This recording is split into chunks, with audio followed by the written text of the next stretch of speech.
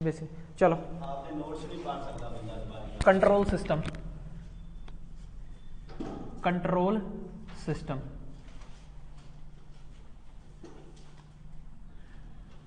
Network complete हो गया। ठीक है, अब नेटवर्क का ऐसे करना, नेटवर्क के पीछे ना पेज छोड़ देना, क्योंकि तुम्हें पता है कि मैंने लास्ट में जाके सब कुछ एक्स्ट्रा में कुछ कराना है, प्लान हैगा मेरा, सब में एक्स्ट्रा एक्स्ट्रा कराऊंगा थोड़ा थोड़ा। ठीक है, वीडियो साफ है, हो जाएगी। कंट्रोल सिस्टम चलो ठीक है। नेटवर्क में ना वो पेज छोड़ देना, वो उसका वो शुरू ना करना, उसके पीछे ना शुरू करना। चलो कंट्रोल सिस्टम, नाम से क्या पता लग रहा है, कोई सिस्टम है जिसको हम क्या कर रहे हैं, कंट्रोल कर रहे हैं।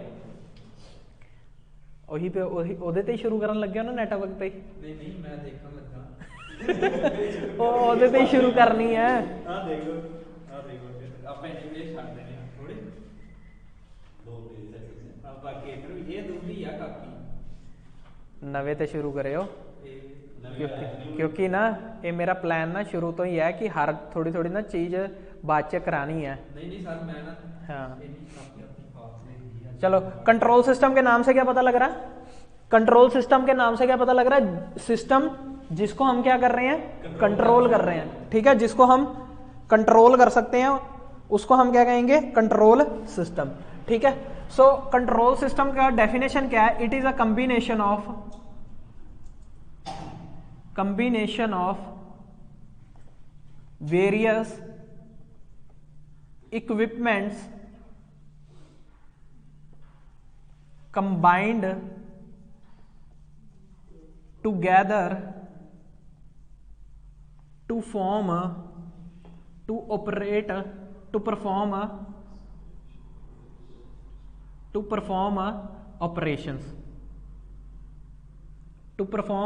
ऑपरेशन। एक बार इंग्लिश में डेफिनेशन लिख लो, इंग्लिश से हम हिंदी में आएंगे कि इसका मतलब क्या। It is a combination of various equipments combined together to perform operation. लिख ली, ठीक है, समझ गए इतनी बात। तो इसका मतलब क्या, कंट्रोल सिस्टम जो कि सिस्टम को हम कंट्रोल कर सकते हैं, वो तो तुम्हें मतलब पता लग गया। अब इसकी डेफिनेशन क्या कह रही है कि ये सभी वेरियस मतलब तरह तरह के इक्विपमेंट्स, मतलब काफी सारे छोटे मोटे इक्विपमेंट्स जो होके, जैसे डायोड्स हो गए, ट्रांजिस्टर्स हो गए, ये सब जो छोटे छोटे इक्विपमेंट्स है, इलेक्ट्रॉनिक इक्विपमेंट्स है, उसको क्या करेंगे, हम कंबाइन करेंगे। कंबाइन मतलब जोड़ेंगे, टुगेदर मतलब साथ में। ठीक है, किसके लिए, ऑपरेशंस को परफॉर्म करने के लिए, टास्क को परफॉर्म करने के लिए। ठीक है, तो कॉम्बिनेशन क्या है, कॉम्बिनेशन ऑफ वेरियस इक्विपमेंट्स, काफी सारे अलग अलग इक्विपमेंट्स का कॉम्बिनेशन है, जोड़कर रखा हुआ है। किस लिए जोड़ा है हमने उसको, to perform the operation. Diodes हो गए, ट्रांजिस्टर्स हो गए, ये जो चीजें हैं, इन सबको, रेक्टिफायर्स हो गए, इनको सबको जोड़ना है। किसके लिए, क्योंकि हमने कोई एक अपना ऑपरेशन परफॉर्म कराना है, उसके लिए हमने इसको सबको जोड़ रखा है। क्लियर हुई इतनी बात। सपोज कर लो एक तुम्हारा वॉशिंग मशीन ही है, वॉशिंग मशीन के अंदर काफी सारे छोटे मोटे इक्विपमेंट जुड़े होते हैं, व्हील जो पुली होती है, पुली भी जुड़ी होती है, मोटर भी जुड़ी होती है, उसके अंदर सेंसर्स भी होते हैं, जिससे हम उसको, टाइमर भी लगा होता है जिससे हम उसको घुमाते हैं। जब वो टाइमर 5 मिनट बाद वो अपने आप घूम के बंद हो जाती है। तो टाइमर्स हैं, सेंसर्स हैं, ट्रांजिस्टर्स हैं, डायोड्स हैं, पुली है, मोटर है, सब कुछ है कि नहीं है। तो वो सारे इक्विपमेंट को हमने किस लिए कंबाइन करा, कपड़े धोने के लिए। कौन सा ऑपरेशन परफॉर्म कर रहे हैं उससे, कपड़े धो रहे हैं, फॉर वॉशिंग अ क्लोथ। तो ये ऑपरेशन, अगर इस ऑपरेशन का मतलब मैं क्या कह रहा हूं कि अगर मैं वॉशिंग मशीन की बात कर रहा हूं, तो उसको वॉशिंग मशीन होती किसके लिए है, वॉशिंग अ क्लोथ। और क्लोथ को सिर्फ वॉश करने के लिए हमने उसके अंदर मोटर लगाई है, टाइमर लगाया। टाइमर कौन सा होता है, जो भी हम उसको घुमाते हैं, देखा होगा आपने, घुमाते हैं। ठीक है, उसके अंदर बेल्ट्स लगी होती हैं, तरह तरह की पुली लगी होती है। तो ये सब क्या है, इक्विपमेंट्स ही हैं। इक्विपमेंट्स को हमने कंबाइन करा है वॉशिंग, कपड़े धोने के लिए। सिमिलरली फैन है, फैन के अंदर हमने क्या कर रखा है, कैपेसिटर लगा रखा है, मोटर लगा रखी है, ठीक है। उसके साथ हम बटन लगाते हैं, इधर जो रेगुलेटर लगाते हैं, रेगुलेटर क्या करते हैं हम, रेगुलेटर से उसको मतलब उसकी स्पीड को कंट्रोल करते हैं। तो वो सिस्टम कौन सा जिसको हम कंट्रोल कर रहे हैं वो कंट्रोल सिस्टम हुआ। तो फैन को हम किसकी हेल्प से कंट्रोल कर रहे हैं, with the help of regulator. तो रेगुलेटर को उससे कंट्रोल कर रहे हैं, तो ये भी किसके अंदर आता है, एग्जाम्पल किसके अंदर है, कंट्रोल सिस्टम के अंदर। माइक्रोवेव ओवन है, माइक्रोवेव ओवन किस लिए काम आता है, खाने को गर्म करने के लिए। खाने को गर्म करने के लिए उसके अंदर काफी सारी प्लेट्स लगी होती हैं, ठीक है। हीट के लिए लगी होती है, सेंसर्स बाहर लगे होते हैं, टाइमर लगा होता है। टाइमर क्या 1 2 3 4 कितने मिनट के ऊपर घुमाना है, ठीक है, सब कुछ लगा होता है। तो उस वो सब चीज क्या है, वो सिस्टम है, पर वो किस लिए यूज की जा रही है, जैसे वॉशिंग मशीन कपड़े धोने के लिए, माइक्रोवेव खाना गर्म करने के लिए, फैन हवा देने के लिए। तो इन सब इक्विपमेंट्स को हम जब कंबाइन करते हैं किसी एक टास्क को परफॉर्म करने के लिए, एक टास्क को या एक से ज्यादा टास्क को परफॉर्म करने के लिए, उसको हम क्या कहते हैं, कंट्रोल सिस्टम। क्लियर हुई इतनी बात, मोटी बात क्लियर होगी, ठीक है। तो चलें अब देखो, जो कंट्रोल सिस्टम होता है वो दो टाइप का होता है। Control system is of 2 types, सुना होगा, open system, open loop system, open loop system and closed loop system. क्या इसके अंदर तुम अपने इसकी इन दोनों की एग्जांपल दे सकते हो अपने डेली लाइफ में? ओपन लूप सिस्टम हमने डेली लाइफ में कहीं देखा? हम रोज के जो भी काम वगैरह करते हैं उसके अंदर ओपन लूप सिस्टम देखा? एग्जांपल तो तुम समझ गए ना कंट्रोल सिस्टम की होता क्या। ऐसे ही एक ओपन लूप होता है, एक क्लोज लूप होता है। तो टॉपिक को एग्जांपल के साथ समझाना, इसलिए मैं थोड़ा डिले कर रहा था इस चैप्टर को, क्योंकि फिर लेंथी हो जाता है। चलो open loop system, open loop system जो सिस्टम, एक सिस्टम है, ठीक है, उसको मैंने बीच में लिख दिया बॉक्स के अंदर, उसको मैंने क्या दी, इनपुट दी, इनपुट दी, और आगे क्या आ गया, उसका आउटपुट आ गया। इसको क्या कहते हैं, ओपन लूप सिस्टम। लूप क्या, अच्छा मेरी बात सुनो, लूप है, लूप मतलब ये वायर है, ठीक है, ये लूप है, लूप है। अगर इसको मैंने क्लोज्ड बनाना हो तो क्या करूंगा, आपस में इसको क्या कर दूंगा, जोड़ दूंगा। तो ये क्या हो गया, एक क्लोज्ड लूप। ये सर्कल हो गया, तो ये मैंने वायर से बनाया, तो ये वायर से क्या हो गया, ये लूप हो गया। अब ये क्लोज्ड लूप है। अगर इसको ओपन करना है तो मैं क्या कर दूंगा, इसको यूं करके ओपन कर दूंगा। तो दैट मींस क्या हो गया, ये ओपन हो गया लूप। क्लियर हुई इतनी बात? अब इस लूप के अंदर, इस तार के अंदर मैं जितने मर्जी इक्विपमेंट लगा लूं, मतलब एक वायर है, उसके अंदर यहां मैं ट्रांजिस्टर कनेक्ट कर दूं, यहां डायोड कनेक्ट कर दूं, एक लाइन में जाने चाहिए। अगर मैंने उसको यहां से स्टार्ट करा और यहां पर खत्म करा, अगर इसको मैं यहां से इन दोनों वायर्स को जोड़ दूं तो ये क्या हो गया, क्लोज्ड हो गया। अगर ये दोनों वायर्स अलग अलग है तो डेट मीन्स ये क्या, ओपन है। तो ओपन लूप सिस्टम ऐसा दिखेगा कुछ, और क्लोज लूप सिस्टम, सिस्टम जो कि क्लोज्ड होगा उसको हम क्या कहेंगे, क्लोज लूप सिस्टम। अभी मैं फीडबैक की बात नहीं कर रहा, फीडबैक अभी मैं बाद में बताऊंगा। हाँ, सिर्फ अभी एक ओपन और क्लोज्ड की डेफिनेशन मेनली समझो। ये कौन सा सिस्टम है, ओपन, क्योंकि इसकी जो दो वायर्स हैं, ये पूरी एक वायर थी, इसके अंदर मैंने सिस्टम को बैठा दिया। इसकी दो, ये पता बेसिक इतना पकड़ लो ना, आगे सूखा हो जाएगा तुम्हारे लिए, इतनी चीज पकड़ लो बस। ओपन लूप सिस्टम क्या है, जिसका सिस्टम बिल्कुल, क्योंकि ये टीसीएल में ना हो सकता है बेसिक भी आ जाए, हो सकता है लेवल का भी आ जाए, वहां पर ये भी डिटेक्ट करना आ सकता है कि ओपन कौन सा क्लोज कौन सा, तो वहां पर दिक्कत आ जाएगी। क्योंकि जब ट्रांसफर फंक्शन बनाना होता है ना, तो ओपन लूप आइडेंटिफाई करना ही मुश्किल हो जाता है। ट्रांसफर फंक्शन दिया होता है, अब रूथ हर्विट्स लॉ है, वो क्लोज लूप पे लगता है। अगर जो तुमने जो ट्रांसफर फंक्शन दिया उसको ही क्लोज लूप समझ लिया तो वो गड़बड़ी हो जाएगी, क्योंकि कई बार वहां ओपन लूप दिया होता है। ये समझना दिक्कत देगा तुम्हें। तो ओपन लूप कौन सा होता है, ये सिंपल एक वायर थी लंबी, उसके अंदर मैंने सिस्टम को बिठा दिया, जो भी बिठा दिया, जो भी कोई भी सिस्टम हो सकता है, जरूरी नहीं ट्रांजिस्टर डायोड, कोई भी सिस्टम किसी भी तरह का। और एक ऐसे सिस्टम को हम क्या कहते हैं, इलेक्ट्रॉनिक्स कंपोनेंट कहते हैं। ठीक है, हमारा क्या डीलिंग होती है, हमारी किससे डीलिंग होती है, इलेक्ट्रिकल से। ठीक है, अगर इलेक्ट्रिकल नहीं होगा तो इलेक्ट्रॉनिक्स नहीं होगा, इलेक्ट्रिकल से इलेक्ट्रॉनिक्स से ज्यादा होता है। अगर इलेक्ट्रिकल इंजीनियरिंग ना होती तो इलेक्ट्रॉनिक्स इंजीनियरिंग ना होती। समझ गए? तो पहले इलेक्ट्रिकल है फिर इलेक्ट्रॉनिक्स है, क्योंकि उन्होंने इक्विपमेंट डिजाइन कर ली, उनको पावर कौन देगा, इलेक्ट्रिकल वाले ही सप्लाई देंगे। समझ गए? उनके इक्विपमेंट्स हमारे बिना चल जाएंगे? नहीं। तो वही चीज है जो इनका ये जो सिस्टम बैठा था ना, इसके अंदर इलेक्ट्रॉनिक्स क्या है? कंपोनेंट है।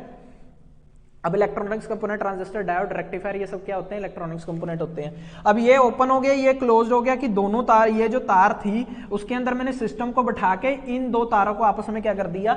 जोड़ दिया। ठीक है, तो किसी भी सिस्टम को हम क्या देते हैं? एक इनपुट सप्लाई देते हैं, तो वो हमें क्या देगा? आउटपुट पे कुछ ना कुछ देगा, टास्क परफॉर्म करके देगा। ठीक है, जैसे मान लो वॉशिंग मशीन है, वॉशिंग मशीन को हम इनपुट क्या देंगे? अब ये मत कहना इलेक्ट्रिकल नहीं है, कंट्रोल सिस्टम हमेशा डीलिंग करता है इलेक्ट्रॉनिक्स में आके। ये जो कंट्रोल सिस्टम है ना, ये इलेक्ट्रॉनिक्स का पार्ट है वैसे मेन, क्योंकि इसके अंदर हम क्या करते हैं? इलेक्ट्रॉनिक्स कंपोनेंट से छेड़छाड़ करते हैं। ठीक है, तो इधर भी इलेक्ट्रॉनिक्स से डीलिंग करके रखनी है। मतलब क्या है? इसको इनपुट कहां से मिल रही है? जो हम टाइमर घुमाते हैं, स्विच घुमाते हैं, स्विच घुमाते हैं तभी तो मोटर रन करना स्टार्ट करती है। डायरेक्ट अगर हम सप्लाई दे दें वॉशिंग मशीन को, क्या वो रन करना स्टार्ट कर देगी? तब तक रन नहीं करेगी जब तक हम उसके टाइमर को घुमाएंगे नहीं, उसके बटन को छेड़ेंगे नहीं। हाँ, बटन को छेड़ना, तो इनपुट वो हुआ, इलेक्ट्रिकल एनर्जी नहीं हुई इनपुट। इनपुट क्या हुई? जो टाइमर तुमने कनेक्ट कर रखा, उस बटन को जब तुम रोटेट करोगे वो तुम्हें आउटपुट पे क्या देगा? मोटर को घुमा के तुम्हारे कपड़ों को धोएगा। सिमिलरली माइक्रोवेव में भी, या माइक्रोवेव में जब तक तुम इनपुट नहीं दोगे, क्या बिजली लगा दी, क्या वो माइक्रोवेव रन करना शुरू हो? जब तक तुम टाइमर नहीं घुमाओगे तब तक वो रन नहीं करेगा। क्लियर हुई? इतनी बात पूरी क्लियर होगी।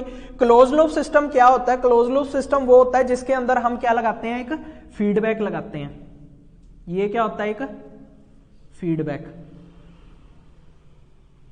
ठीक है, ये क्या होता है? एक फीडबैक।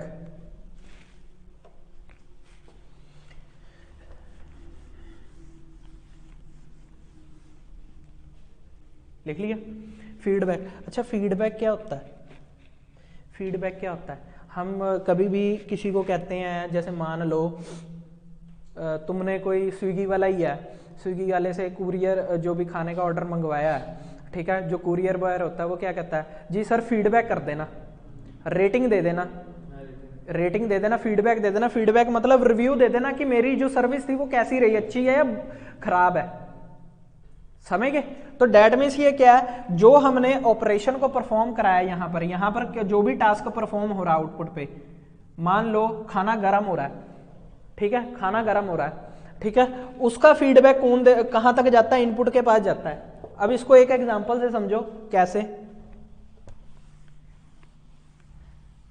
अब इसको एक एग्जांपल से समझो। मैंने लिया माइक्रोवेव, लिया टोस्टर, लिया ब्रेड टोस्टर। क्या लिया? Bread toaster. ब्रेड टोस्टर पता क्या करता है? ब्रेड टोस्टर पता क्या करता है? उसके अंदर ब्रेड को डालो और यहां पर से एक बटन होता है, उसको नीचे कर दो तो वो उछाल के ब्रेड ऊपर को आती है। देखिए कभी? हाँ वही मैं कड़ा रियल से देखी है। समझ गए? इधर बटन होता है, उसको जब तुम नीचे करोगे और उसके अंदर ब्रेड के पीस लगा दोगे तो वो ब्रेड ऊपर आ जाता है। अब ब्रेड तुम क्या लगाते हो? व्हाइट कलर की ब्रेड लगाते हो, पर वो आती कैसे है? ब्राउनिश कलर की होकर आती है। ठीक है, अगर जो तुमने क्या करा, अगर ये कोई सिंपल ब्रेड टोस्टर है जिसके ऊपर सिर्फ एक टाइमर लगा है, क्या लगा है? टाइमर लगा है। टाइमर मतलब कि तुमने 1 मिनट पे घुमाना है, 2 मिनट पे घुमाना है, 3 मिनट पे घुमाना है, वो वाली चीज लगी है। तुमने क्या करा? ब्रेड टोस्टर को नीचे करा, ब्रेड डाली उसके अंदर और 1 मिनट पे सेट कर दिया। अब तुम्हें ये नहीं पता कि 1 मिनट बाद जो तुम्हें ब्रेड मिलेगी वो पूरी ब्राउन मिलेगी, हल्की ब्राउन मिलेगी या सड़ जाएगी। तुम्हें तो नहीं पता ना, नहीं पता। तुमने क्या कर दिया? सिर्फ उसे इनपुट दिया। क्या दिया? इनपुट दिया। इनपुट दिया तुमने और तुम्हें आउटपुट पे रिजल्ट मिल गया। तुम्हें आउटपुट पे रिजल्ट मिल गया। वो ब्रेड के रंग का नहीं मैं बात कर रहा, आउटपुट पे चाहे वो हल्की ब्राउन हो चाहे वो पूरी ब्राउन हो। ठीक है, मान लो अब तुमने सबसे पहले एग्जांपल लो, तुमने 5 मिनट पे सेट कर दिया, 5 मिनट पे सेट कर दिया। ठीक है, वो ब्रेड क्या होगी? पूरी ब्राउन होके निकली है। ठीक है, पूरी ब्राउन होके निकली है। तुमने क्या डिटेक्ट करा कि अगर मैं 1 मिनट पे लगाता हूं तो वो हल्की ब्राउन होके निकलती है। फिर तुमने 3 मिनट पे दिखा तो वो थोड़ी सी ज्यादा ब्राउन निकलती है। पर तुम्हें तीनों ही नहीं पसंद है, तुम कह रहे हो कि इन तीनों के बीच में से हल्की सी ब्राउन और हल्की सी व्हाइट हो, पर वो हमें कैसे पता लगेगा? उसके लिए क्या होता है? उसके लिए इसके अंदर कोई ऐसी चीज लगी हो ब्रेड टोस्टर के अंदर जो कि हमें ब्रेड के टेम्परेचर के बारे में बता दे, या फिर ब्रेड का दिखा दे कि ब्रेड इतनी ब्राउन हो चुकी है, इतनी ब्राउन हो चुकी है। ठीक है, तो इसके अंदर कोई एक, मान लो मैंने कंट्रोलर लगा दिया, कंट्रोलर लगा दिया, ठीक है, कंट्रोलर लगा दिया जो इस ब्रेड को क्या करेगा, इस ब्रेड टोस्टर को क्या करेगा, कंट्रोल करेगा। दैट मीन्स हमें इधर से पता लग रहा है कि हमने 5 मिनट पे ब्रेड को सेट कर दिया, ब्रेड टोस्टर को। अब ब्रेड गर्म होना शुरू होगी, हमने देखा कि अभी थोड़ी सी गर्म हुई है पहले पर, फिर उसके बाद और थोड़ी गर्म होगी, फिर उसके बाद बिल्कुल ही लाल होगी। हमने क्या देखा, इस लेवल पे आके लाल होगी, हमने क्या करा, फटाफट जाके टोस्टर को बंद कर दिया। तो ये क्या करा, ये हमें किसकी हेल्प से पता लगा, कंट्रोलर की हेल्प से। मतलब आउटपुट का जो कंट्रोल था वो हमारे हाथ में था, कि आउटपुट पे जो भी रिजल्ट लाना था वो हमारे हाथ में हुआ। आउटपुट पे हमें हल्की सी गर्म या पूरी गर्म ब्रेड चाहिए थे, वो हमारे हाथ में हुआ, हम देखकर बंद कर सकते हैं। तो ये सिस्टम कौन सा होता है, क्लोज्ड सिस्टम, जिसका आउटपुट का कंट्रोल हमारे हाथ में होता है। क्लियर हुई इतनी बात? मतलब जो आउटपुट का कंट्रोल है वो किसके पास है, हमारे पास ही है। ये आउटपुट, इसका कंट्रोल जो है वो किसके पास है, हमारे पास ही है। यहां पर एक कंट्रोलर लगा होता है, फिर ये आ गया कंट्रोलर। सिस्टम से पहले इसको हम क्या कहते हैं, कंट्रोलर।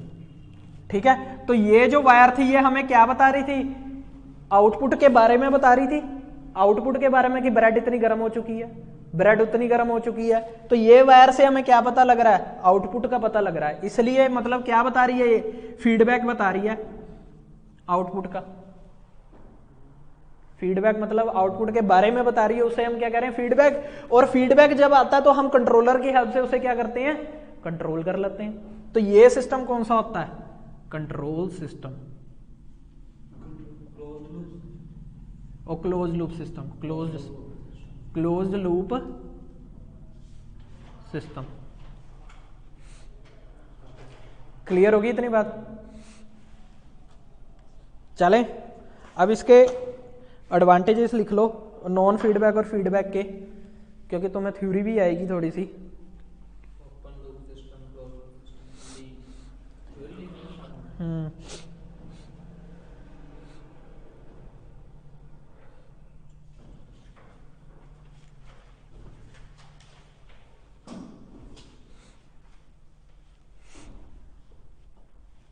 चलें, लिखो, एक साइड बनाओ ओपन लूप सिस्टम, एक साइड बनाओ क्लोज लूप सिस्टम। अगर आ जाए difference between the open loop and close loop system, क्या करोगे, नो फीडबैक। इसके अंदर कोई फीडबैक होता है, ओपन लूप में कोई फीडबैक नहीं है। इसके अंदर feedback is there, feedback is there in the system. Clear? दूसरी चीज और क्या इसके अंदर डिफरेंस है, we can not control the output of the system, can not control the output of the system. अभी मैं बताऊंगा कैसे आउटपुट ऑफ द सिस्टम, इसको हम कंट्रोल नहीं कर सकते हैं, बट इसको we can control the output of a system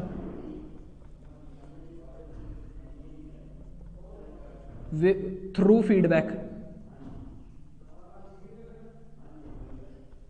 अब पता क्या होता है, तुम्हें क्वेश्चन में ऐसा आ जाएगा कि ओपन लूप सिस्टम का दो चीजें दी होंगी कि ओपन लूप सिस्टम के बारे में बताओ कौन सी चीज ट्रू है, और 4 ऑप्शन दिए होंगे, तुमने 4 ऑप्शन में से ये बतानी कि कौन सी चीज ट्रू है। तो वो डिफरेंस ही पता लगती है जब तुम डिफरेंशिएट करते हो। क्लियर होगी? तो बेसिक क्वेश्चन ऐसे बनता है। ठीक है, control the output of the system, that means क्या है, ये ओपन लूप सिस्टम है, ये ओपन लूप सिस्टम है। ठीक है, इसके आउटपुट को हम कंट्रोल नहीं कर सकते। कैसे नहीं कंट्रोल कर सकते, मान लो हमने टाइमर 5 मिनट पे सेट कर दिया तो ब्रेड का टोस्टर पूरा काला होके निकला है, उसको हम कंट्रोल कर पाए? नहीं कर पाए। अब सिमिलरली अगर हमने फीडबैक लगा दिया तो यहां पर एक कंट्रोलर लगा जो कि हमें बता रहा है कि ब्रेड का कलर कैसे कैसे चेंज हो रहा है। तो जैसे ही हमने उसे फिर भी 5 मिनट पे सेट करा, बट उससे हमें पता लग रहा है कि अब हल्का ब्राउन हुआ है, अब ज्यादा ब्राउन हुआ, अब बिल्कुल ब्राउन हुआ है। जैसे ही हमने हल्का ब्राउन हुआ वैसे टोस्टर को जाकर हमने क्या कर दिया, बंद कर दिया, मतलब आउटपुट को हमने क्या कर लिया, कंट्रोल कर लिया। तो इसलिए हम कंट्रोल कर सकते हैं इस सिस्टम को किसकी हेल्प से, थ्रू फीडबैक। क्लियर हुई इतनी बात। तीसरी चीज, simple and less costly. Simple system है, कुछ नहीं करना, एक टाइमर लगाओ किसी भी सिस्टम के साथ। अगर जो तुम कोई माइक्रोवेव बना रहे हो तो सिंपल एक माइक्रोवेव वाला उसके साथ टाइमर लगाओ, खत्म बात। ठीक है, सिंपल हुआ, लेस कॉस्टली भी हुआ। लेस कॉस्टली किसके बारे में बात कर रहा है कि अगर जो फीडबैक नहीं लगेगा, फीडबैक नहीं, फीडबैक का मतलब क्या, फीडबैक के लिए तुम्हें कंट्रोलर लगेगा। हाँ, इसके साथ कंट्रोलर नहीं लगेगा, उसके साथ कंट्रोलर लगेगा, जिस कारण उसकी कॉस्ट क्या हो जाएगी, ज्यादा हो जाएगी, मोर कॉस्टली। हाँ, मोर कॉस्टली, मोर कॉस्टली। और सिंपल का ऑपोजिट क्या होता है, अगर कोई चीज सिंपल है दूसरी चीज क्या होगी, कम्प्लेक्स। अगर एक चीज सिंपल है तो कम्प्लेक्स होएगी, दूसरी चीज हार्ड होएगी, डिफिकल्ट होएगी, कम्प्लेक्स का मतलब। ठीक है, चौथी चीज क्या लिख लो, no controller is required, no controller is required. इसके अंदर चौथी चीज क्या लिखोगे, controller is required. Clear, controller is required. Clear. इसके अंदर पांचवी चीज क्या लिखोगे, more sensitive, more sensitive to the input variation, more sensitive to the input variation लिखो, मैं बताऊंगा इसका मतलब। इसके अंदर less sensitive, less sensitive to the input variation,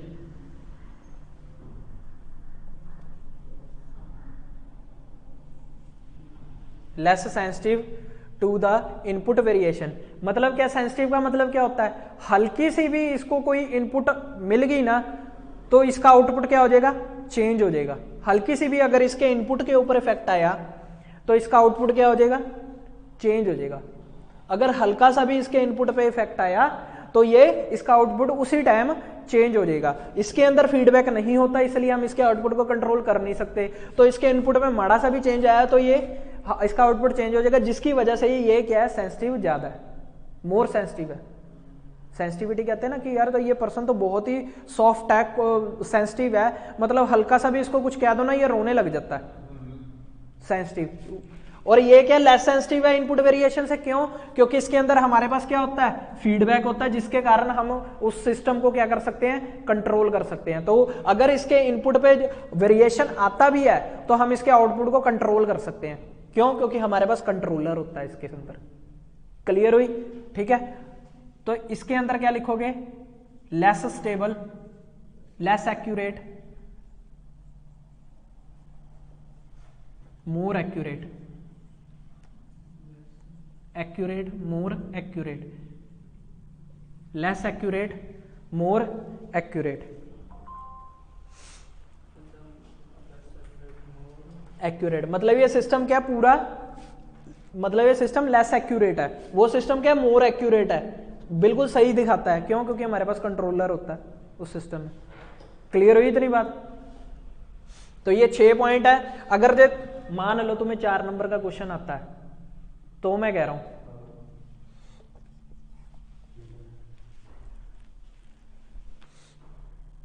अगर 4 नंबर का क्वेश्चन आता तो तुम्हें 10 पॉइंट मिनिमम लिख कर आने हैं, ठीक है ना।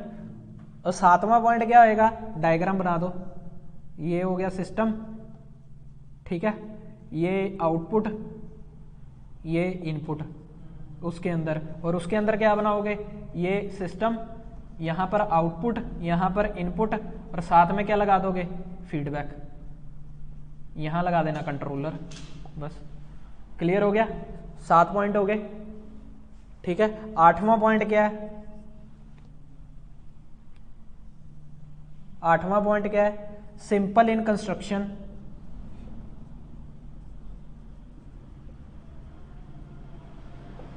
Complex in construction. चाहे वो वहां लिख दिया सिंपल और कंप्लेक्स, फिर भी एक वर्ड ऐड करने से एक पॉइंट और बन गया। ऐसे ऐसे खींचा जाता है किसी चीज को, अगर खींचना हो ना। सिंपल वहां लिख दिया था हमने, सिंपल और कंप्लेक्स, बट उधर ये नहीं लिखा था कंस्ट्रक्शन, तो हमने इधर कंस्ट्रक्शन वर्ड ऐड करके एक पॉइंट और बना दिया। क्लियर होगी इतनी बात?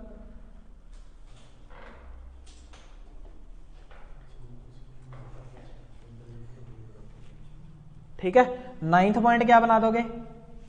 9th पॉइंट क्या बना दोगे? लिख देना toaster without controller, toaster with controller.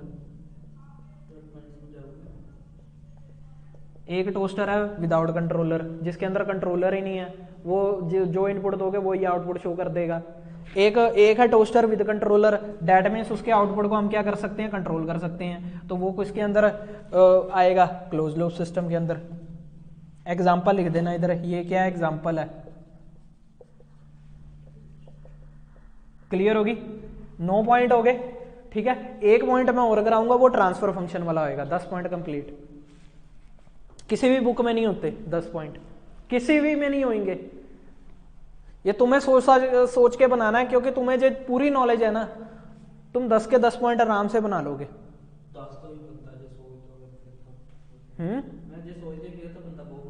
बहुत बना सकता है। बस ये है कि अगर जो तुमने एक जगह सिंपल लिख दिया तो दूसरी जगह एक वर्ड ऐड करके और खींच लो। अब इसके बाद ये ना कहते ना सिंपल इन डिजाइन और कम्प्लेक्स इन डिजाइन, चीजें डिजाइन और कंस्ट्रक्शन एक ही होती है।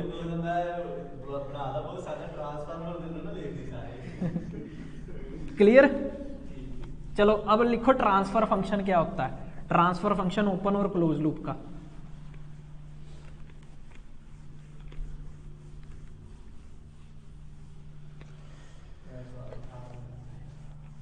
चलो लिखो, ओपन और क्लोज लूप का ट्रांसफर फंक्शन क्या होता है? Open loop system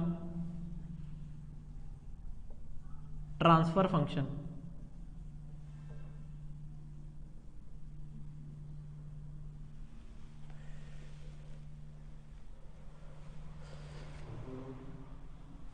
open loop system transfer function. ये रहा मेरा ओपन लूप सिस्टम। अब ये जो सिस्टम होगा ना, इसको मैं क्या कहूंगा देखना, यहां ये मेरा इनपुट इधर वाली साइड और उधर वाली साइड क्या है? आउटपुट। क्लियर? ये ओपन लूप सिस्टम दिख रहा है, ओपन लूप सिस्टम दिख रहा है ये।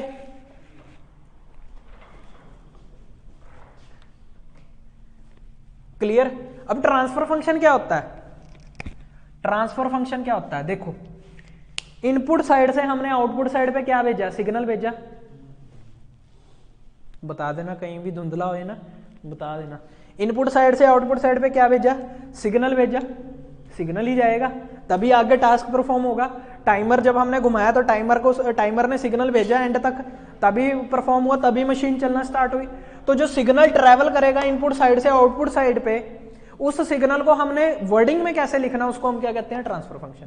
ट्रांसफर मतलब सिग्नल ट्रांसफर हो रहा है एक साइड से दूसरी साइड पे, उसका फंक्शन क्या होएगा? फंक्शन मतलब उसको रिप्रेजेंट कैसे करेंगे, उस चीज को वर्डिंग में कैसे। जैसे मान लो हमने कंप्यूटर को लैंग्वेज देते हैं, अब जब लैंग्वेज देते हैं, जब भी हम कोई एक्शन परफॉर्म करते हैं तो कैसे करते हैं? वो जब मान लो हमने कीबोर्ड के ऊपर पॉइंट करा, 2-3 बटन दबाए, तो 2-3 जब बटन दबाए किसने सेंस करा? कीबोर्ड ने सेंस करा। कीबोर्ड ने सेंस करके सिग्नल किसको दिया? कंप्यूटर को बताया कि Y और Z बटन दब गए हैं, तो उसने हमें मॉनिटर पे सिग्नल भेजा और मॉनिटर पे Y और Z हमें शो हो गए। क्लियर हुई? तो ये सब कुछ क्या जा रहा है? सिग्नल में ही जा रहा है। तो इस सिग्नल को हम किस में पढ़ते थे? प्रोग्रामिंग में। प्रोग्रामिंग लिखते होते थे कि नहीं? ये प्रोग्रामिंग क्या होता है? सिग्नल ही है। तो उस सिग्नल को रिप्रेजेंट किसके वे में करते थे हम? प्रोग्रामिंग में देखते थे। तो वही चीज इधर है, जब भी जो भी सिग्नल जाता है उसको रिप्रेजेंट किसमें अंदर कर रहे हैं हम? फंक्शन के अंदर। तो उस फंक्शन को जो ट्रैवल करता है फ्रॉम, जो सिग्नल ट्रैवल करता है फ्रॉम इनपुट साइड से आउटपुट साइड पर, उस सिग्नल को रिप्रेजेंट करने के लिए हम जो भी फंक्शन लिखते हैं उसको हम क्या कहते हैं, ट्रांसफर फंक्शन। जो सिग्नल इनपुट से आउटपुट साइड तक जाता है, जो सिग्नल इनपुट से आउटपुट साइड तक जाता है, आउटपुट साइड तक जाता है, जाता मतलब या तो ट्रांसफर होता है, ट्रांसफर होता है, ठीक है, या फिर ट्रांसफर होता है, उस सिग्नल को वर्डिंग में रिप्रेजेंट करने के लिए जो भी फंक्शन का यूज होता है, जो भी फंक्शन का यूज होता है, फंक्शन ऐसे वाला लिख लेना, ये शॉर्ट फॉर्म होती है फंक्शन की, फंक्शन का यूज होता है उसे ट्रांसफर फंक्शन कहते हैं। ये अपनी लैंग्वेज है, समझी हुई लैंग्वेज है, जो चीज मैंने समझी हुई है ये वो लैंग्वेज है, ये बुक्स वाली लैंग्वेज नहीं है। कहीं पर लिख दो कि व्हाट इज ट्रांसफर फंक्शन, तो लिख देना the signal which is transformed, English में भी लिखा दूं अगर पेपर में आया था तो, signal which is transferred from input to output side, input to output side represented in a form of function known as transfer function, known as transfer function, short form है ट्रांसफर फंक्शन की। Clear हुई? जिस signal को हम transfer करते हैं input से output side पर, उसको रिप्रेजेंट किसी फंक्शन के फॉर्म में किया जाता है, उसको हम क्या कहते हैं, ट्रांसफर फंक्शन। क्लियर होगी? ये इंग्लिश की वर्डिंग है, अगर जो तुमसे ट्रांसफर फंक्शन आ जाए क्वेश्चन तो तुम लिख के आ सकते हो। हिंदी में तुम्हारे राइट साइड लिखा हुआ है।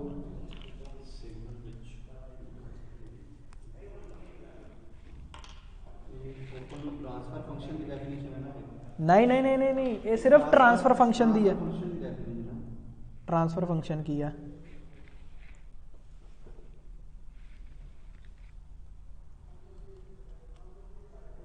हाँ जी, आ गई समझ?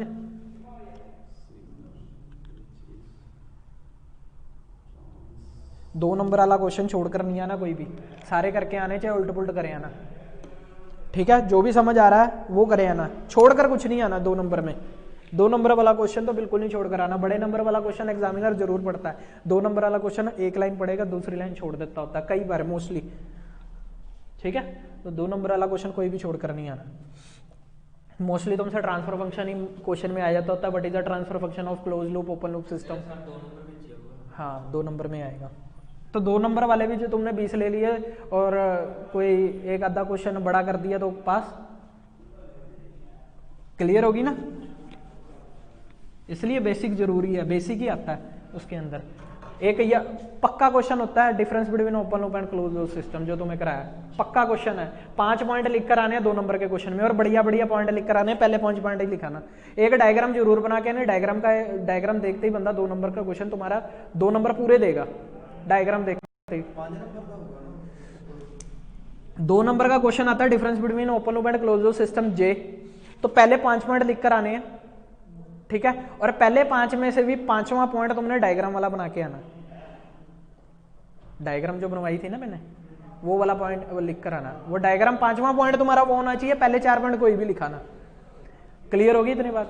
ठीक है, तो वो 2 नंबर तुम्हारे पक्के करेगा। अगर जो तुम्हें 4 नंबर में आता तो इससे बढ़िया तो कुछ है ही नहीं फिर। तो ये पूरे 10 के 10 पॉइंट रट के जाना, नहीं तो 4 नंबर दिलाएगा, नहीं तो तुम्हारे 2 नंबर ये पक्के करके ही देगा।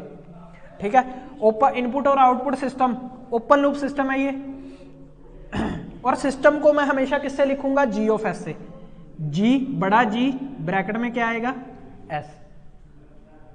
सिस्टम है, एस स्टैंड्स फॉर सिस्टम, और जी कोई भी अल्फाबेट ले लो, वो जरूरी नहीं होता। मोस्टली हम जी लेकर चलते हैं क्योंकि पेपर में भी तुम्हें जी मिलेगा मोस्टली। क्लियर होगी इतनी बात? इनपुट को हम क्या लेंगे? इनपुट को क्या लेंगे, R of s, R of s, और आउटपुट क्या आएगा, सी ऑफ एस। सारे ब्रैकेट में जो एस एस लिखा that stands for system, C output वाला, आर इनपुट वाला, जी सिस्टम। ये तो अभी पढ़ोगे ना कंट्रोल सिस्टम, रट जाएंगे। क्लियर होगी इतनी बात। ओपन लूप सिस्टम की जो डेरिवेशन होती है, ट्रांसफर फंक्शन क्या कहता है, transfer function of a open loop system, open loop system का ट्रांसफर फंक्शन क्या होता है, is equal to the GS, GS ही होगा ना सिस्टम, इसका ट्रांसफर फंक्शन क्या होगा, output divided by input, output divided by input. ठीक है, जी ऑफ एस सिस्टम है ना, मतलब आउटपुट पे कौन है, सी एस, इनपुट पे कौन है, आर एस। ये इसका ओपन लूप का ट्रांसफर फंक्शन है, बहुत इंपॉर्टेंट है, याद रख के जाना है। सारी कंट्रोल सिस्टम में यही फिरेगा, open close open close. G of S is equal to the C S by R S, G S is equal to the C S by R S. Clear हुई इतनी बात।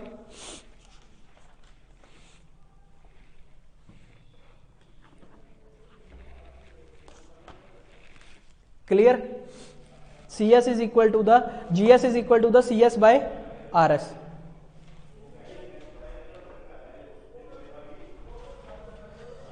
Transfer function of a G S is equal to the C S by R S.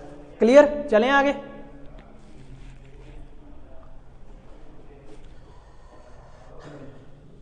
उसके बाद ये open loop का है, लिख लेना साइड पे ओपन लूप। उसके बाद आ गया क्लोज लूप का। अगर ऐसा कोई क्लोज लूप हो जिसको हम क्या कहेंगे, फीडबैक, फीडबैक, उसका ट्रांसफर फंक्शन क्या होगा, transfer function of a closed loop system, close loop system is equal to the G s over 1 plus G s H s. अभी डायग्राम ना बनाना, क्योंकि डायग्राम में यहां क्या आएगा, फीडबैक को हमने शो करना है। फीडबैक को किससे शो करते हैं, एच ऑफ एस से। फीडबैक को किससे शो करते हैं, एच ऑफ एस से। फीडबैक को किससे शो करना है, एच ऑफ एस से। तो ट्रांसफर फंक्शन क्या होगा, जी s over 1 plus G s H S. Feedback क्या था ना, इसको किससे शो करना है, एच एस से। तो ट्रांसफर फंक्शन क्या होगा, जी s over 1 plus G s H S. उसमें ये दोनों नहीं लिखने,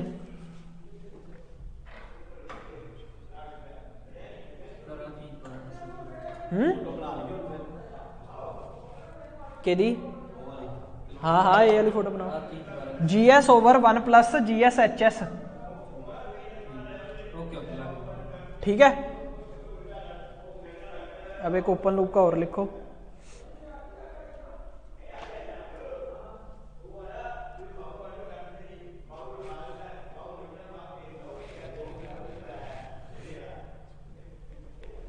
transfer function of a open loop system is equal to the G S.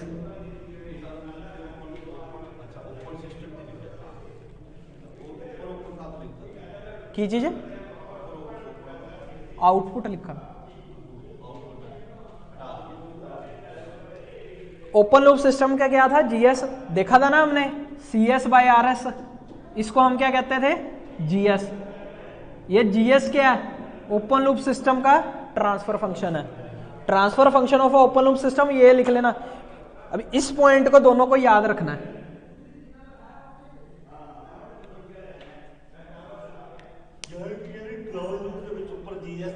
हाँ।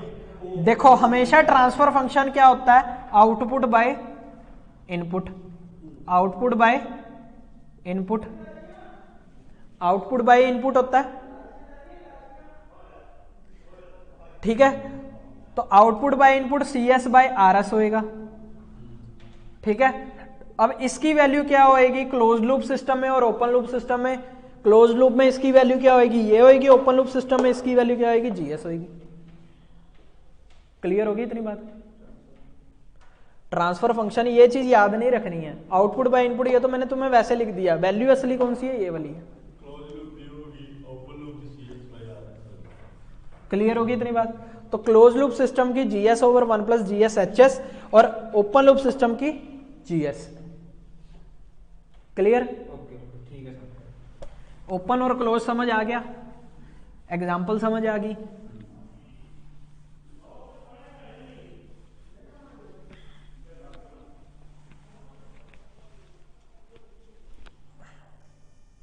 चलो लिखो रूथ हर्विट्ज क्राइटेरिया। सबसे मोस्ट इंपॉर्टेंट टॉपिक है गेट का, और किसी भी के अंदर अगर कंट्रोल सिस्टम आना तो वो इसके बगैर तो वो कंट्रोल सिस्टम पाएगा ही नहीं। तो सबसे मोस्ट इंपॉर्टेंट टॉपिक है, अगर इसको तुमने डिटेल के अंदर समझ लिया समझो बेड़ा पार हो गया कंट्रोल सिस्टम का। ये गेट के अंदर 1 नंबर दिया, 2 नंबर पक्के करेगा, और जो बीटेक के पेपर होते हैं उसके अंदर ये 4 या 10 नंबर भी पक्के कर सकता है। क्लियर होगी इतनी बात? उससे पहले तुम कैरेक्टरिस्टिक इक्वेशन सुनो क्या होती है, कि कैरेक्टरिस्टिक से पहले पॉलिनोमियल देखो क्या होता है। नहीं कंप्लीट होगा कुछ, मैं यूनिट के हिसाब से नहीं चल रहा, यूनिट के हिसाब से तो चलना ही नहीं। मैंने तुम्हें टॉपिक वो पकड़ाने, कभी भी मैंने जो चैप्टर जो भी सब्जेक्ट पढ़ा कभी यूनिट के हिसाब से आज तक नहीं चला, सिर्फ टॉपिक पकड़ता हूं मैं। पॉलिनोमियल इक्वेशन, पॉलिनोमियल इक्वेशन क्या होती है? Similar to the quadratic equation. Quadratic में स्क्वायर होते हैं और ये पॉलिनोमियल में कहीं तक भी वैल्यू जा सकती है। कैसे? मान लो पॉलिनोमियल इक्वेशन कैसे करके चलती है कंट्रोल सिस्टम के अंदर। सबसे पहले क्या आएगा? 2s plus 3 is equal to 0। ये पहले ऑर्डर की इक्वेशन है, इसको क्या कहते हैं हम? First order equation. Order equation, first order equation मतलब इसमें s कहां था? एक जगह था, और s के ऊपर पावर कितनी थी? s के ऊपर कितनी पावर थी? एक ही थी। तो ये कौन सी इक्वेशन होती है? First order equation. ठीक है, समझ गए? अगर सिंपल s आता है कभी भी ऐसे तुम्हें देखने को नहीं मिलेगा। अगर एक s आएगा तो साथ में एक कांस्टेंट टर्म भी आएगी, कोई भी आ सकती है वो। समझ गए? क्लियर? अब सेकंड पे चलते हैं। सेकंड पे जाने के लिए हमें क्या करना पड़ेगा? ये देखो s square plus s plus 1 is equal to 0 मान लो। ये सेकंड ऑर्डर इक्वेशन है। सेकंड ऑर्डर मतलब क्या हो गया कि अब s की पावर मैक्सिमम इस इक्वेशन में कितनी थी? 2। अब इधर 2 आ गया तो 2 ऑर्डर हो गए। ऑर्डर को भी गोली मारो। सिर्फ ये देखो इधर क्या था? 2s plus 3। अब यहां पर क्या था? मान लो इधर भी मैंने 2s प्लस 3 ले लिया। ठीक है, अब उसके आगे मैं क्या लिखूंगा? s square plus 2s plus 3। Holi Holi s क्या होंगे? कम होते जाएंगे। पहले स्क्वायर था, फिर 1 हुआ, फिर 0 ही हो गया। वहां तो कोई है ही नहीं s। सिमिलरली अगर इसके और ऊपर पावर जानी है तो s cube plus s square plus 2s plus 1 is equal to 0। पहले 3 हुआ, फिर 2 हुआ, फिर 1 हुआ, फिर 0 हो गया। फिर s की पावर कह रहा हूं, s 0 हो गया एंड में जाके। और s 0 क्या होता है? s की पावर 0 होती है, क्या मतलब होता है? 1। तो इसके साथ चाहे मैं s की पावर 0 भी लगा दूं तो इसका मतलब क्या हो गया? 1 ही हो गया। 1 मल्टीप्लाई बाय 1 1 ही हो गया। ठीक है, क्लियर हुई? चाहे इधर 3 लिख लो, कोई चक्कर नहीं। क्लियर हुई इतनी बात? देखो s plus 1 is equal to 0, s square plus s plus 1 is equal to 0, s cube plus s square plus s plus 1 is equal to 0, s4 plus s3 plus s2 plus s plus 1 is equal to 0। Clear होगी? उसके बाद s5 plus s4 plus s3 plus s2 plus s plus 1 is equal to 0। Clear होगी इतनी चीज? ठीक है, अब उसके बाद ये देखो इसके आगे कुछ भी आ सकता है। 2 आ सकता है, 3 आ सकता है, ये 1 की जगह 2 आ सकता है, 3 आ सकता है, कुछ भी टर्म आ सकती है। 1 से लेकर 10 तक कोई भी चीज आ सकती है। 11 12 13 14 सिमिलरली इनके आगे भी कुछ भी आ सकता है, 4, 3, 2, 1, 6, कुछ भी आ सकता है। क्लियर होगी? 1/2 भी आ सकता है, 3 भी आ सकता है, 1, 10, 11, कुछ भी बन सकता है। ये कांस्टेंट टर्म कौन सी होती है? ये 1, 2, 3, 4 वाली इंटीजर्स जो होते हैं नंबर, उनको हम क्या कहते हैं? Constant term. क्लियर होगी? तो सिमिलरली मैंने यहां लिखा था, मेरी मर्जी मैं इसके आगे 2 लिखूं, इसको 3 बना दूं, कोई चक्कर नहीं। ये जो इक्वेशन होती है, इन इक्वेशन को आप क्या कहते हैं? Polynomial equation. क्लियर होगी? कंट्रोल सिस्टम में बात कर रहा हूं। और जो नॉर्मल होता है उसमें क्या देखते हो? x² + 2x + 3, ये देखते हो कि नहीं? मैथमेटिक्स में ये चलती है इक्वेशन। इसमें s चलता है, सिर्फ x की जगह क्या चलता है? s। s² + 2s + 3 = 0। क्लियर होगी इतनी चीज? क्लियर? चले, क्वाड्रेटिक तब बचती है जब मैक्सिमम पावर 4 तक जाए। मैक्सिमम पावर 4 तक। हाँ, क्वाड। 4 + 2x हाँ, क्वाड मतलब होता ना, समझ गए? पॉलिनोमियल होता है जितनी मर्जी पावर जाए। क्लियर होगी इतनी चीज? समझ गए? अब ये चीज मैंने क्यों समझाई है? क्योंकि इसका लिंक इससे है। इतनी चीज समझ गए कि नहीं?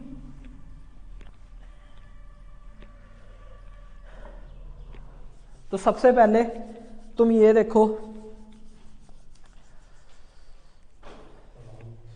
रूथ हर्विट्ज क्राइटेरिया के अंदर कंडीशन क्या होती है? फर्स्ट कंडीशन, केस 1 की कंडीशन क्या होती है? सबसे पहले इसकी कंडीशन क्या होगी? all the roots of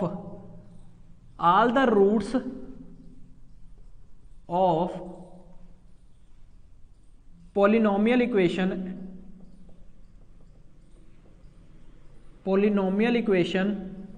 must lie on left hand side of S plane। घबराना नहीं है, सब बताऊंगा।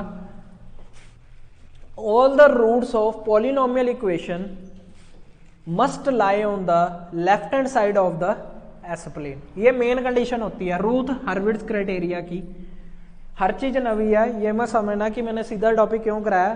कोई भी टॉपिक पकड़ लो कंट्रोल सिस्टम का, नवा ही है, एक दूसरे से लिंक नहीं करता। सिर्फ ओपन लूप और कंट्रोल सिस्टम तुम्हें पता होना चाहिए। क्लियर होगी इतनी चीज? All the roots of polynomial equation must lie on the left hand side of the S plane। S plane कौन सा होता है? ये लो, ये प्लेन हो गया। ये कौन सा है? प्लेन है। ये कौन सा? सिंपल प्लेन है। सिंपल प्लेन है, ठीक है। ये इसको हम क्या कहेंगे अब? S plane. क्यों कहेंगे एस प्लेन? एस का मतलब क्या होता है? एस का मतलब अगर प्रीवियस वीडियो देखी हो, क्या होता है? जे ओमेगा। एस का मतलब क्या होता है? जे ओमेगा। एस का मतलब क्या होता है? जे ओमेगा। क्लियर होगी इतनी बात? एस का मतलब क्या होता है? जे ओमेगा। जो ये वाली लाइन होती है, ये वाली लाइन वाई एक्सिस वाली लाइन, ये वाली लाइन कौन सी होती है? जे ओमेगा वाली, जे वाली लाइन, जे वाली लाइन प्लस जे माइनस जे, प्लस जे माइनस जे। क्लियर हुई इतनी बात? प्लस जे माइनस जे। और जो ये वाली लाइन होगी, ये वाली लाइन कौन सी होगी? ये नॉर्मल लाइन होती है। जे कौन सा होता है? जे जब आ जाता है ना, ये इमेजिनरी कहते हैं हम इसे। क्या कहते हैं? Imaginary term. क्या कहते हैं जे को? Imaginary term. मान लो 2 + J3 है, 2 + J3 है, ठीक है। चलो मैं तुम्हें प्लॉट करना सिखाता हूं पहले। 2 + क्या है? J3 है। 2 + J3 है, ठीक है। इसके अंदर 2 क्या है? कांस्टेंट टर्म है। 2 क्या है? कांस्टेंट टर्म है। कांस्टेंट मैंने क्या बताया था? कांस्टेंट टर्म वो होते हैं जो सिर्फ इंटीजर हो, सिर्फ इंटीजर हो, उनके साथ जे वाली टर्म ना हो, सिर्फ इंटीजर हो, सिर्फ इंटीजर, सिर्फ इंटीजर। क्लियर हुई इतनी बात? जे वाले का कौन सी टर्म होती है, ये वाली कौन सी टर्म होएगी, ये पूरी टर्म, जहां पर भी जे लग गया वो पूरी टर्म क्या क्या कहलाएगी, इमेजिनरी। ये पूरी टर्म क्या कहलाएगी, इमेजिनरी। ये पूरी टर्म क्या कहलाएगी, इमेजिनरी। तो किसी भी फंक्शन के अंदर दो टर्म्स होती है, कांस्टेंट होती है, कौन सी होती है, इमेजिनरी। क्लियर होगी इतनी चीज? ठीक है।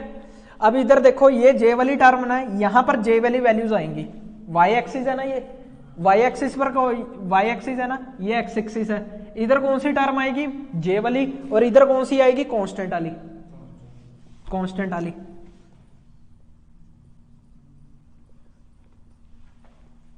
कांस्टेंट टर्म, या फिर इसको हम क्या कहते हैं, एक्स एक्सिस। इसको क्या कहते हैं, जे टर्म, ये अपने हिसाब से लिखवा रहा हूं, जे टर्म, या फिर क्या कहते हैं, वाई एक्सिस। क्लियर? जे टर्म या फिर वाई एक्सिस। क्लियर हुई इतनी चीज? अब मेरे को बताओ, यहां पर कांस्टेंट टर्म है तो मैंने शुरुआत कर दी, ये मेरा क्या है, 0 है, यहां पर 1, यहां पर 2, 3, 4, ऐसे करके मूव करता जाएगा। अगर इसके पीछे आऊं तो क्या आएगा, -1, -2, -3, ऐसे आएगा। 0 से पीछे आएंगे तो 0 से पीछे तो माइनस ही होता है। सिमिलरली ऊपर जाएंगे, जे वाली टर्म, ऊपर जे जाएंगे तो 1j, 2j, 3j,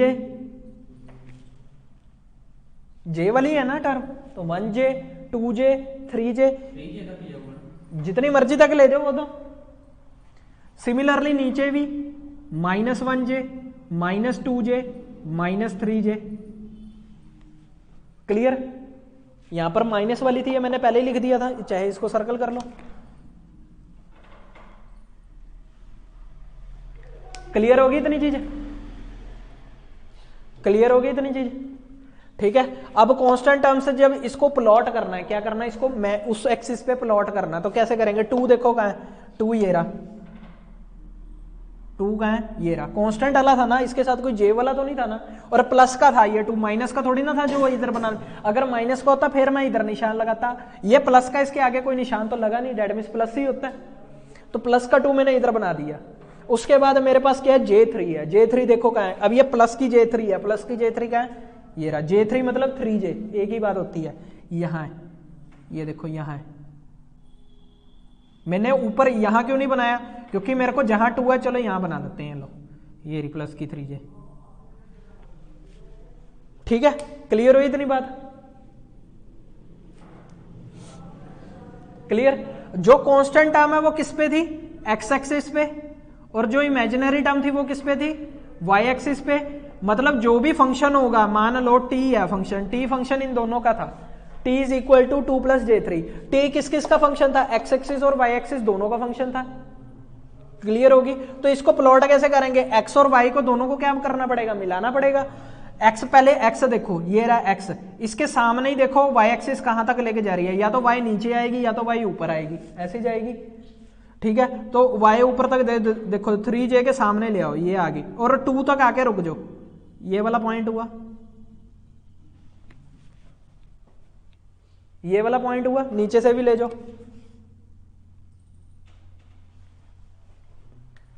ठीक है, ये वाला पॉइंट हुआ। ये वाले पॉइंट को हम क्या कहेंगे, 2 + J3। ये वाला पॉइंट कौन सा हुआ, 2 + J3। क्लियर? अब मेरे को जल्दी से 3 - 4J बना के दिखा दो, 3 - 4J जल्दी से बना के दिखा दो, इसी पर ही बना दो, -4J। किधर को बना, ये -4J है, 3 किधर था, इधर। पहले मैंने क्या बनाया, 3, ये प्लस का 3, 4J कौन सा था, माइनस का था, ये रहा मेरा 4J माइनस का। ठीक है, मैं 3 के सामने ले आया, 3 को यहां तक ले आया, नीचे नीचे ले आके जहां तक 4J था वहां तक रोक दिया। फिर मैंने इधर से भी करा, इधर से भी लाइन सीधी लेकर गया, सीधी लेके जानी है, तो ये वाला पॉइंट जो होगा, ये वाला पॉइंट कौन सा होगा, 3 - 4J। क्लियर हुई इतनी बात? 2 एग्जाम्पल से समझ गए, और एग्जाम्पल देने की लोड़ तो नहीं। ठीक है, चले कि नहीं है, नहीं हले तो स्टार्ट ही नहीं होया ये तो सिर्फ तुहानू समझाया है। क्लियर हो गई इतनी चीज?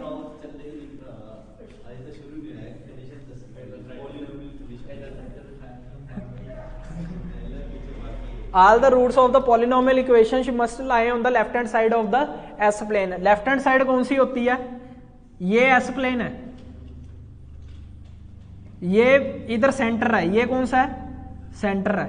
ये कौन सा है? S प्लेन का क्या है? सेंटर है। सेंटर है, सेंटर से उधर वाली साइड क्या होगी? राइट साइड, और इधर वाली साइड क्या होगी? Left side. ये वाली साइड कौन सी होगी? Left hand side, left hand side. Similarly ये वाली साइड कौन सी होगी? Right hand side. अब चाहे ये यहां पर हो चाहे यहां पर हो, यहां पर हुई तो भी राइट ही हुई, सेंटर से तो राइट ही हुई मेरे। अगर मैं सेंटर में खड़ा हूं तो मैं यहां पर भी हुई तो राइट ही हुआ मेरे। अगर मेरे इधर वाली साइड हुआ तो भी राइट ही, लेफ्ट हुआ। क्लियर हुई? तो ये पूरा लेफ्ट है, ये पूरा राइट है, कहीं ये मत समझ लेना इतना ही लेफ्ट है। क्लियर हुई? मतलब ये समझ के चलो, ये मेरी वाई एक्सिस वाली लाइन है, वाई एक्सिस के इधर वाली साइड वाला राइट है और इधर वाली साइड वाला लेफ्ट है। मतलब क्या कह रहा है? जो भी पॉलिनोमियल इक्वेशन जो भी मैंने लिखी थी उसके जो रूट्स होंगे वो किधर वाली साइड पे आने चाहिए? लाए का मतलब क्या होता है? कहां लाए करने चाहिए? कहां पड़े हुए हैं? लेफ्ट साइड पे पड़े हुए हैं। कहां पड़े हुए हैं? लेफ्ट साइड पे होने चाहिए। वो तो सिर्फ समझाया ना। क्लियर हुई इतनी चीज? क्लियर हुई? कौन सी लेफ्ट हैंड साइड पे किसकी? एस प्लेन की। एस प्लेन ही बनाया था। ठीक है। और अब रूट्स क्या होते हैं? रूट्स देखो, इतनी चीज समझ आ गई। अब रूट्स देखो, रूट्स क्या होते हैं। हर चीज बेसिक से है, मैं मान के चल रहा हूं तुम्हें कुछ नहीं आता, जो सिखाऊंगा मैं सिखाऊंगा, इसलिए मैं बेसिक से करा रहा हूं। S square plus 6 s plus 8 is equal to 0। अब बोला गया कि ये मेरी कौन सी इक्वेशन है? पॉलिनोमियल इक्वेशन है। कोई भी क्वाड नहीं लेकर चलनी, सारी पॉलिनोमियल लेकर चलो। क्या है? पॉलिनोमियल इक्वेशन है, पॉलिनोमियल इक्वेशन। अब उसने बोला है इसके रूट्स फाइंड आउट करो। पहले रूट्स फाइंड आउट करो। रूट्स क्या होते हैं? रूट्स फाइंड आउट करने का तरीका क्या होता है? ये वाला जो कांस्टेंट टर्म है इसको इस तरह से तोड़ो कि ये वो जो तोड़ोगे, जिस तरह तोड़ना मतलब 4 2 8, और ये दोनों ऐसे मिलकर क्या बन जाए? प्लस करके ऐड करके क्या बन जाए? यहां पर जो टर्म हो वो बन जाए। इसको मैं तोड़ के कैसे सकता था? 8 1 भी तोड़ सकता था। 8 1 8 ही होता है। मल्टीप्लाई में तोड़ना है, मल्टीप्लाई में तोड़ लिया, बट 8 और 1 को जोड़कर प्लस करके क्या यहां पर जो टर्म पड़ा वो आ रहा है? नहीं आ रहा। अगर ऐसे तोड़ता हूं तो आ रहा है। 4 + 2 6 है। तो डेट मीन्स रूट्स क्या होंगे? 4 और 2। रूट्स क्या होंगे? तो बता देता हूं। क्लियर हुई इतनी जान? रूट्स क्या होंगे? 4 और 2।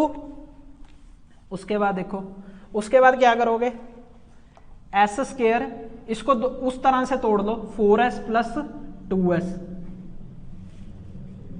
Plus 8 is equal to 0। Clear? अब इन दोनों में से s कॉमन निकाल लो। एक s इसके पास ही रह गया, प्लस इधर से s कॉमन आ गया तो बचा के अंदर 4। इसके अंदर से भी क्या निकालो? 2 निकालो। उसके पास तो ऐसा है ही नहीं, तो s कैसे कॉमन निकाल लोगे? 2 निकाला तो इसके पास से 2 चला गया, बचा के अंदर इसके पास s, और इसके पास क्या बचा? इसके अंदर से 2 निकाल लिया तो क्या बचा? 4 2 8 होता है कि नहीं? ठीक है। अब उसके बाद क्या होता है? उसके बाद s + 4 कॉमन चीज थी तो कॉमन साइड पे लिख दी, कॉमन साइड पे लिख दी। अब जो ये s और ये 2 है जो इनके बार पे मल्टीप्लाई होकर आ रहे हैं, उनको भी क्या कर दो? प्लस कर दो, s + 2, और साथ में मल्टीप्लाई करके लिख दो। क्लियर? उसके बाद क्या लिखना है? ये रूट्स क्या आएंगे? ये प्लस का 4 था तो माइनस बन जाएगा, ये भी प्लस का 2 था तो क्या बन जाएगा? माइनस का 2। तो ये 2 के आगे तुम्हारे रूट्स आ गए। रूट्स, इसको क्या कहते हैं? रूट्स।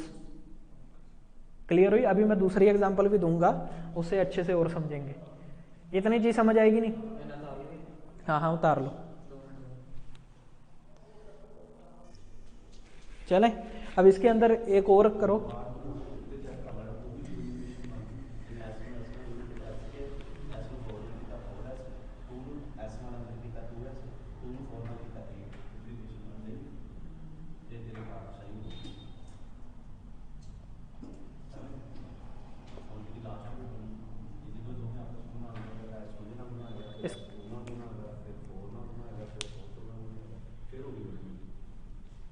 अब इसका करके देखो, इसके रूट्स निकालो।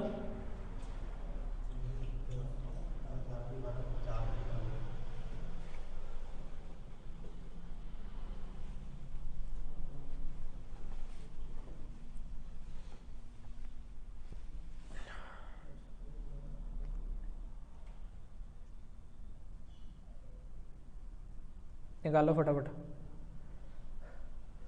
इस 12 को इस तरह से तोड़ो कि दो जो चीजें मिलकर 7 बन जाए।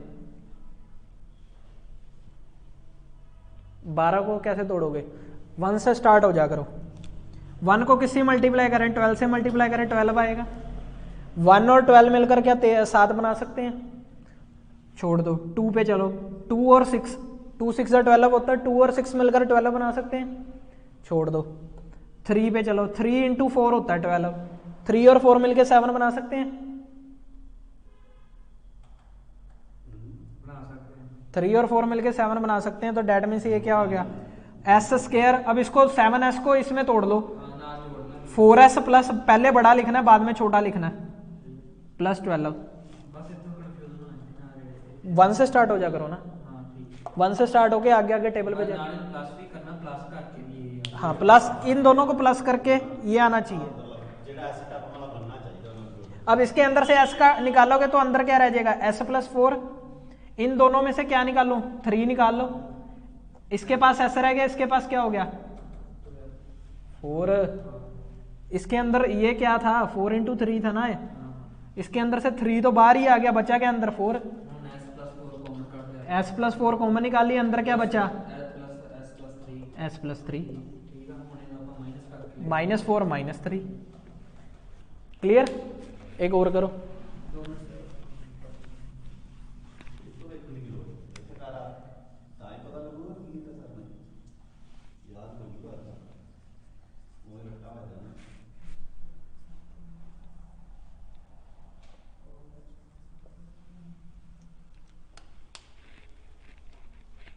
करो करो, इसकी प्रैक्टिस करो पहले।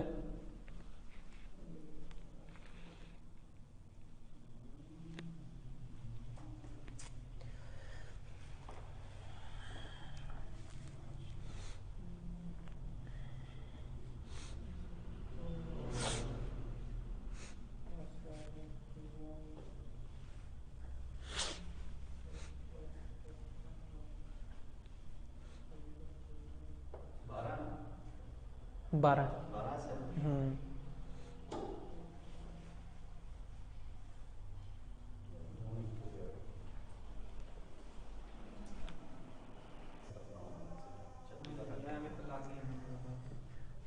1 मल्टीप्लाई बाय 36। मल्टीप्लाई करके देखो, ये आना चाहिए, प्लस करके ये आना चाहिए। 1 प्लस 36 37। क्या ये बन रहा है? आगे चलो, 2 के टेबल पे चलो। 2 के टेबल पे 36 किस पर आता है? 18 पे। 18 दूनी 36 होता है। 18 और 2 प्लस करके 12 आता है। फिर इसको भी चलो आगे चलो, 3 के टेबल पे चलो। 3 के टेबल पे 36 किस पर आता है? 3 के टेबल पे 36 किस पर आता है? 3 1 जा 3, 3 2 जा 6, 12।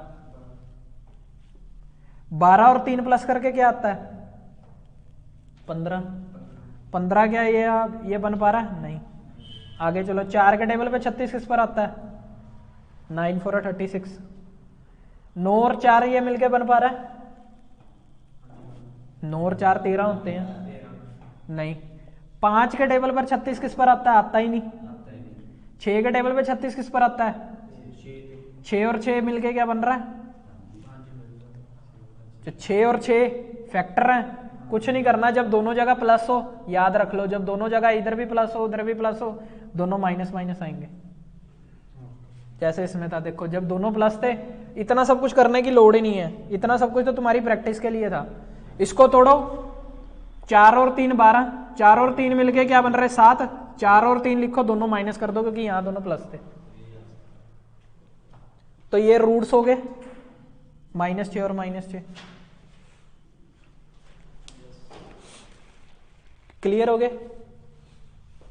तो वो क्या कह रहा है, रूथ हर्विट्ज क्या कह रहा है, रूथ हर्विट्ज कह रहा है कि जो रूट्स होने चाहिए वो कहां लाई करने चाहिए, लेफ्ट हैंड साइड पे। रूथ हर्विट्ज कह रहा है कि जो रूट्स होते हैं वो कहां लाई करनी चाहिए, लेफ्ट हैंड साइड पे। जो -4, अब ये एस प्लेन है, ठीक है, एस प्लेन है, अगर जो तुम्हें -4 और +4 दिया है तो ये दोनों रूट्स एस प्लेन पे कहां लाई कर रहे हैं, ये 1 ये 2, इधर 3, उधर वाली साइड 4, इधर -1 -2 -3 -4, ठीक है।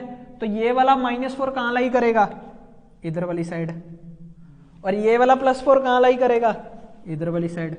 तो एक रूट कहां लाई कर रहा है, राइट हैंड साइड पे, और एक रूट कहां लाई कर रहा है, लेफ्ट हैंड साइड पे।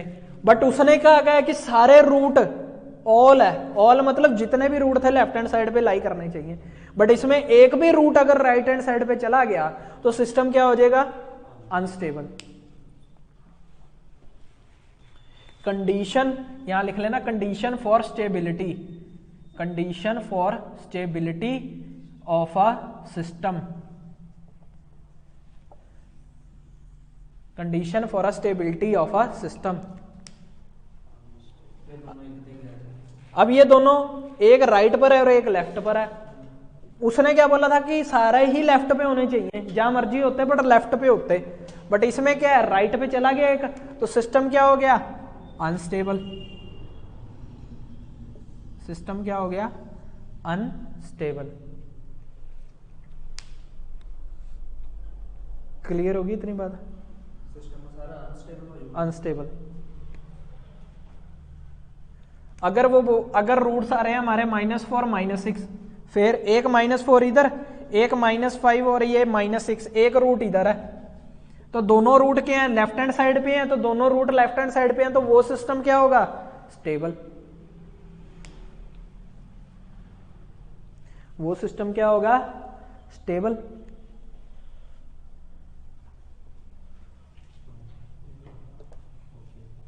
क्लियर हुई इतनी चीज?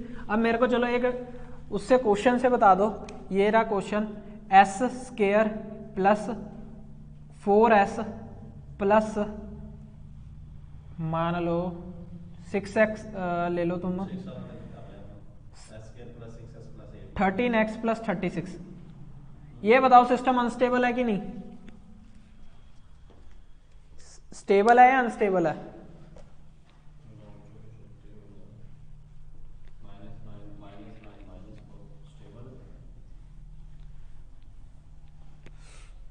सिस्टम स्टेबल है या नहीं, स्टेबल है।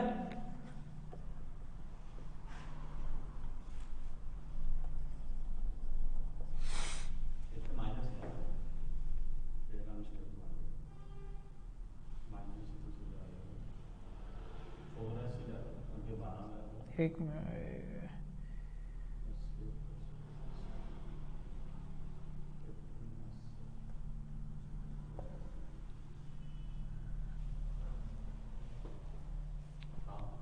ये बताओ सिस्टम स्टेबल है अनस्टेबल है?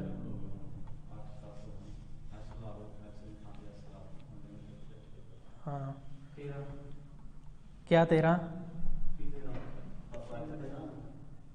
की 13?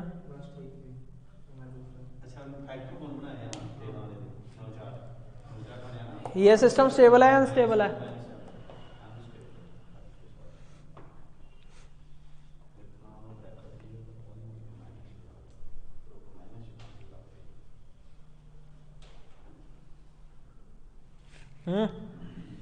स्टेबल या अनस्टेबल?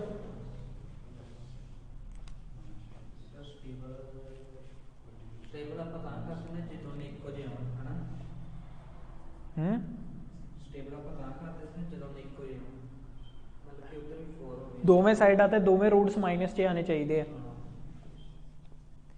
अच्छा ये बताओ,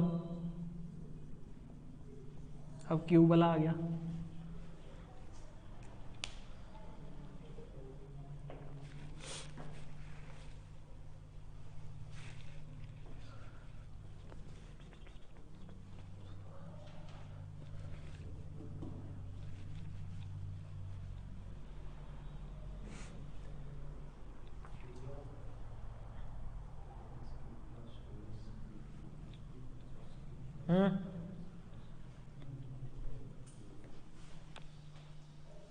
ये क्वेश्चन आया हुआ है मेरे ख्याल गेट में आया था, बहुत पुराना क्वेश्चन है।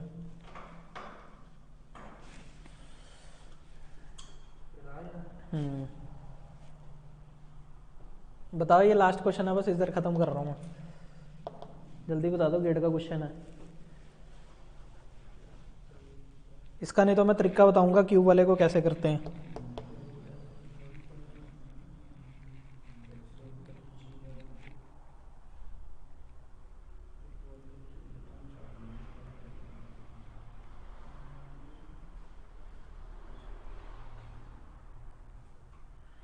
जल्दी बता दो।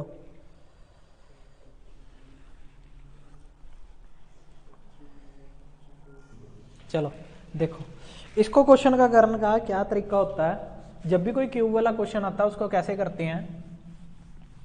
क्यूब वाले क्वेश्चन के फैक्टर बनाने के लिए तुम्हें इक्वेशन को पहले टेस्ट करना पड़ेगा। एस क्यूब क्या था, plus S square plus 5s plus 125, यही था। ठीक है, फैक्टर बनाने के लिए पहले इसको टेस्ट करो।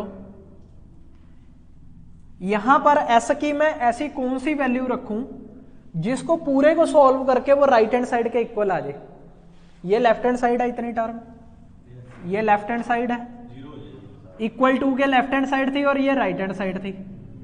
मतलब वो ऐसी जो इक्वेशन होती है ना, मतलब ही यही होता है कि एस की ऐसी कौन सी टर्म रखूं, कौन सी वैल्यू रखूं, इंटीजर वैल्यू 1 2 3 4 ऐसी कौन सी वैल्यू रखूं, या -1 2 -2 -3 ऐसी कौन सी वैल्यू रखूं जिससे इसको सॉल्व करके 0 आ जाए।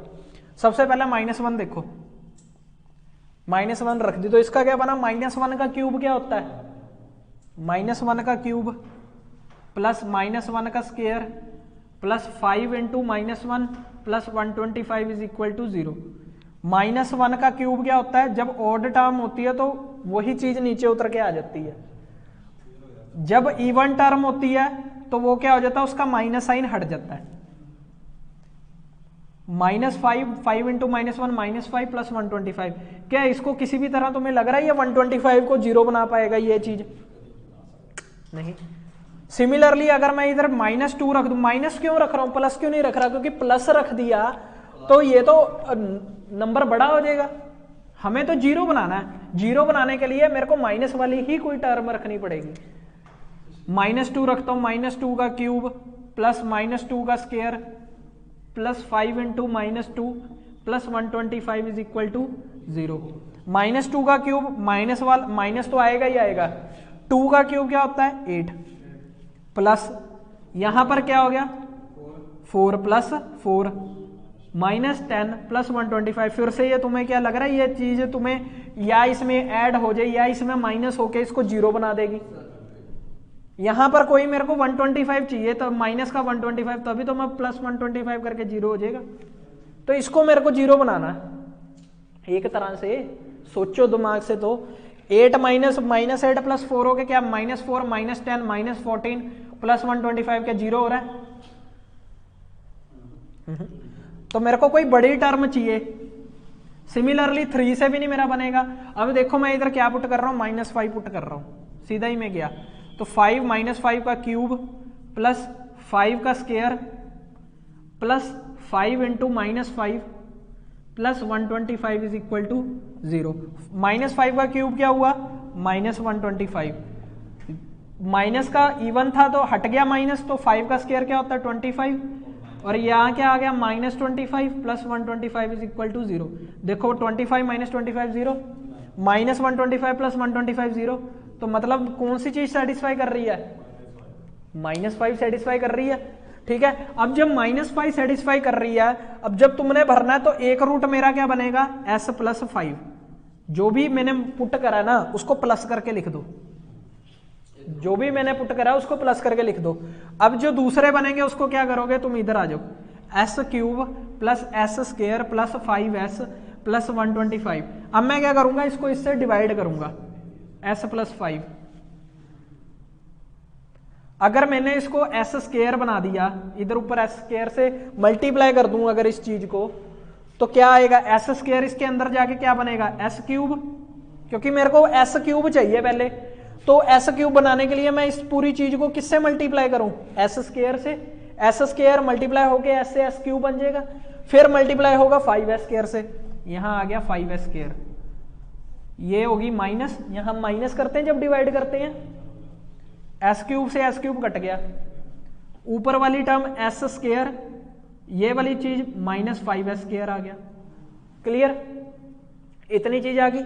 अब मैं क्या करूं, ये मेरे को ये हमेशा पहली टर्म को काटना होता है, तो पहली टर्म को काटने के लिए मेरे को वो टर्म बनानी पड़ेगी, मेरे पास डिविडेंड ये है।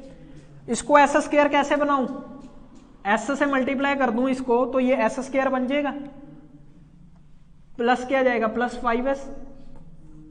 अब इसको माइनस करूंगा, S square minus S square क्या हो जाएगा, 0, और माइनस 5s क्या हो जाएगा, minus 5s, minus 5s square minus 5s, वो माइनस का 5s नीचे उतर के आ गया, यहां पर माइनस था तो ये प्लस वाला माइनस हो गया, माइनस 5s। क्लियर हुई कि नहीं इतनी चीज, क्लियर हुई कि नहीं, क्लियर।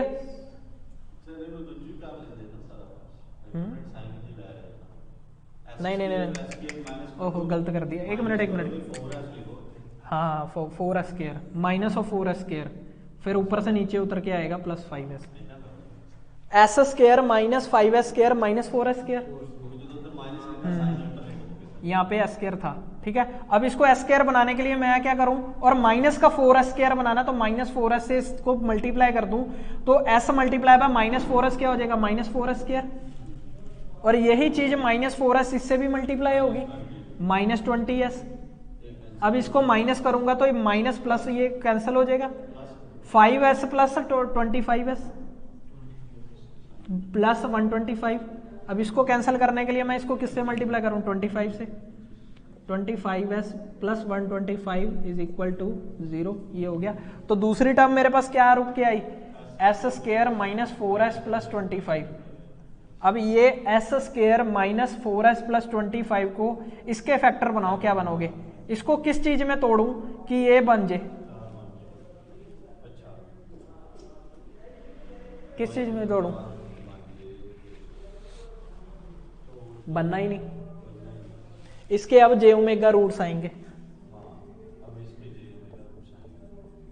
इस अगर जे इसको तोड़ने से ये चीज ना बने तो उसको सॉल्व करने का एक तरीका होता है minus B plus minus B square minus 4ac by 2a, ये फॉर्मूला होता है। ये वाली चीज क्या होती है, इसके आगे जो कांस्टेंट होगा वो क्या होगा, a, ये वाली टर्म कांस्टेंट है तो ये होगी b, ये वाली कांस्टेंट क्या होगी, c, ठीक है। तो ये माइनस बी क्या मतलब, माइनस बी, बी कौन क्या थी, बी की वैल्यू क्या थी, -4 थी, तो माइनस इधर भी माइनस -4 प्लस -4 का स्क्वायर प्लस -4 मल्टीप्लाई बाय ए वाली कौन सी थी, 1, ऐसे के आगे तो कोई टर्म ही नहीं है,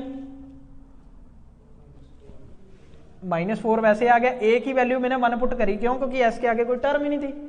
सी की वैल्यू क्या होगी, 25 डिवाइडेड बाय 2a, 2 के साथ कोई ए वाली कोई टर्म ही नहीं थी तो 1, ठीक है। ये माइनस माइनस क्या हो गया, 4 प्लस माइनस 4 का स्क्वायर, इवन टर्म है तो माइनस कैंसिल हो जाएगा, 16 प्लस 25 इंटू 4 क्या हो गया, -100, -100 हो गया, क्लियर हुई, बटे 2, क्लियर हुआ, यही चीज है ना। चलो अब देखो 4 प्लस माइनस 16 माइनस 100 कितना आया, -84, डिवाइडेड बाय 2, डिवाइडेड बाय 2। उसके बाद क्या आएगा, ये 2 कट के इधर 2 आ गया, चाहे ऐसे ना अभी ना करो। 4 प्लस माइनस ये जो ये वाला माइनस है ना, ये क्या बन जाता है j, 84 डिवाइडेड बाय 2, ये j बन गया। अब इसके अंदर से मेरे को कॉमन चीज क्या निकालूं मैं,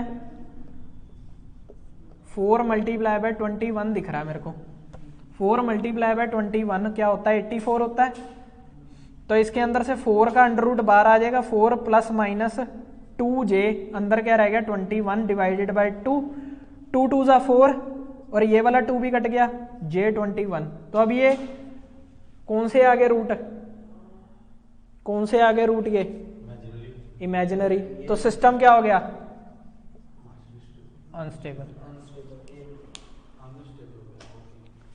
क्लियर होगी इतनी बात, क्लियर है, उतारने की लोड नहीं है, बस यूं ही समझ लो। उन्होंने तो गेट का देना ना, इसलिए उतार रहे हैं।